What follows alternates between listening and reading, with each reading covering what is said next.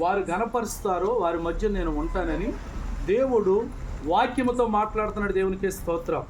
ఈ రాత్రి గల సమయంలో ఒక మాటని మీకు చదివి వినిపించాలని నేను ఆశపడుతున్నాను. ఒకసారి చూద్దాం. ఒకసారి మనం అందరం వాక్యం చూద్దాం. యావేలుకి రాసిన గ్రంథము 2వ అధ్యాయము 12వ వచనాన్ని చదివి వినిపించండి. ఎవరు మాట్లాడద్దు. వాక్యం చదివేటప్పుడు, వాక్యము చెప్పేటప్పుడు వినుట వలన విశ్వాసం కలుగును. వాక్యాన్ని వినండి. నేను ఎందుకని ఈ మాట చెబుతున్నానంటే, పరిశుద్ధ బైబిల్ గ్రంథంలో వాక్యము సేవకులు చెప్పుచుండగా లూది అనే దైవభక్తి కలిగిన కుమార్తె హృదయం తెరవబడినది, ఆశీర్వాదాన్ని పొందుకుంది. మనమందరము అలాగా ఆశీర్వాదాన్ని పొందుకోవాలి. దేవునికి స్తోత్రం. ఇప్పుడు అందరూ చూడండి. ఇప్పుడైనను మీరు ఉపవాసం ఉండి కన్నీరు విడుచుచు దుఃఖించుచు మనవపూర్వకంగా తిరిగి నా యొద్దకు రండి. ఇది యెహోవా వాక్కు. దేవునికి స్తోత్రం. ఏమని మాట్లాడాడు? ఇప్పుడైనను మీరు ఉపవాసం ఉండి కన్నీరు విడుచుచు ఏమన్నాడు? ఇప్పుడైనా తెలుసుకోండి. ఇప్పుడైనా మీరు తెలుసుకొనుడి. దేవునికే స్తోత్ర.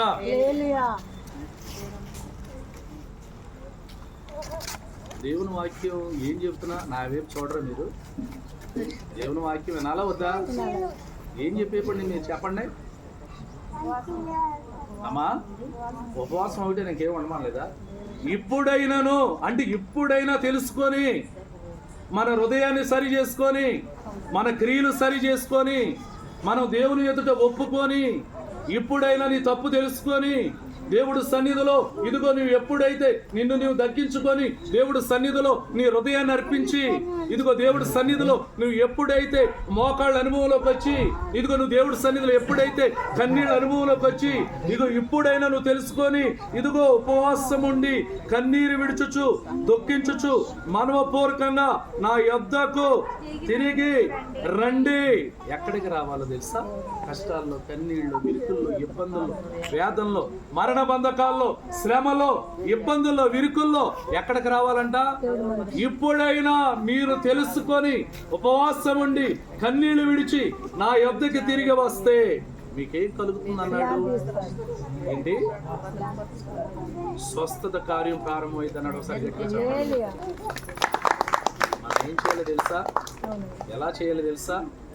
నీ వైపు చూచి కన్నీరు కార్చి నీ తోడు కోరితినయ్యా, నీ శరణు వేడితినయ్యా. నీ వైపు చూచి కన్నీరు కార్చి నీ తోడు కోరితినయ్యా, నీ శరణు వేడితినయ్యా. యేసయ్యా యేసయ్యా యేసయ్యా యేసయ్యా యేసయ్యా యేసయ్యా యేసయ్యా యేసయ్యా. హల్లెలూయా. దేవుడు మనతో మాట్లాడుతున్నాడు వాక్య రూపిగా. మనకే కష్టము కలిగినా, ఏ బాధ కలిగినా, ఏ ఇబ్బంది కలిగినా, ఏ విరుకు కలిగినా నీవు వారికి వీరికి చెప్పుకోవలసినంత అవసరం లేదు. నువ్వు ఎక్కడికి వెళ్ళవలసినంత అవసరం లేదు. ప్రభు సన్నిధిలోకి వచ్చి ఇప్పుడైనా ఉపవాసం ఉండి కన్నీరు విడుచుచు దుఃఖించుచు మనవపూర్వకముగా నా యొద్దకు నువ్వు తిరిగి వస్తే దేవుని వాక్కు మాట్లాడుతుంది. ఎవరు కన్నీళ్ళు పెట్టారు? ఎవరు దుఃఖించారు? ఎవరు ఉపవాసం ఉండి ప్రార్థన చేశారు? అంటే ఈ ఉపవాసం ఉండి ప్రార్థన చేస్తే వాళ్ళు పొందుకున్న కార్యం ఏంటి? వాళ్ళ పైకి వచ్చిన ప్రమాదం ఏంటి? అది ఎవరు తప్పించారు? ఎలా తప్పించారు? ఎలా ప్రార్థన చేస్తే వాళ్ళకి జవాబు వచ్చింది. దేవునికి స్తోత్రం. ఒకసారి చూద్దామా? యావేలు పత్రికలో 2వ అధ్యాయంలో 12వ వచనంలో మనం ఒక మాటను చూసుకున్నాం. ఇప్పుడైనను మీరు ఉపవాసం ఉండి కన్నీరు విడుచుచు, అంతేనా? ఇంకా దుఃఖించుచు మనవపూర్వకంగా నా యొద్దకు రండి. అంటే మనందరికి ఒకటే సొల్యూషను, ఒకటే సమాధానం. మనకి దుఃఖము, బాధ, కన్నీళ్లు, శ్రమలు, మరణ పాశ్యము, ఇదిగో మరణమైపోతున్న స్థితిలో కూడా నువ్వేం చేయాలంట? ప్రభు దగ్గరికి వచ్చి ఉపవాసం ఉండి దేవుని ఎదుట మనం ఒప్పుకోవాలి. ఎవరు ఒప్పుకున్నారు? ఎవరు ప్రార్థన చేశారు? ఎలా ప్రార్థన చేశారు? ఒక్కసారి చూద్దాం. యోనా గ్రంథం ఒకసారి చూడండి. యోనా గ్రంథము. ఎవరు మాట్లాడొద్దు, దేవుని వాక్యం మీరేనండి. హృదయము తెరవబడిన వారైతే డైరెక్ట్గా మీ హృదయంలోకి వచ్చింది. మీలో ఏ బలహీనతలు ఉండవు, మీరు ఆశీర్వాదాన్ని, స్వస్థతని, ఆరోగ్యాన్ని పొందుకుంటారు. దేవునికి స్తోత్రం. యోనాకు రాసిన గ్రంథము అందరూ చూడండి. ఎవరు మాట్లాడదు. యోనాకు రాసిన గ్రంథము అందరూ చూడండి. తీసారమ్మా? పేజీ నెంబర్ వచ్చేసి 763 పేజీ నెంబరు. ఒకసారి చూడండి.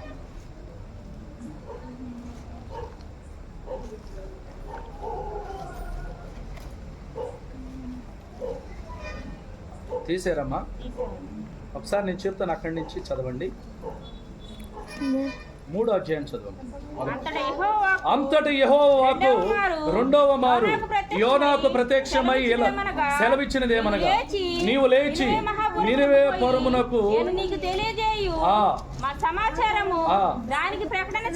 చాలు. ఒక నిమిషం.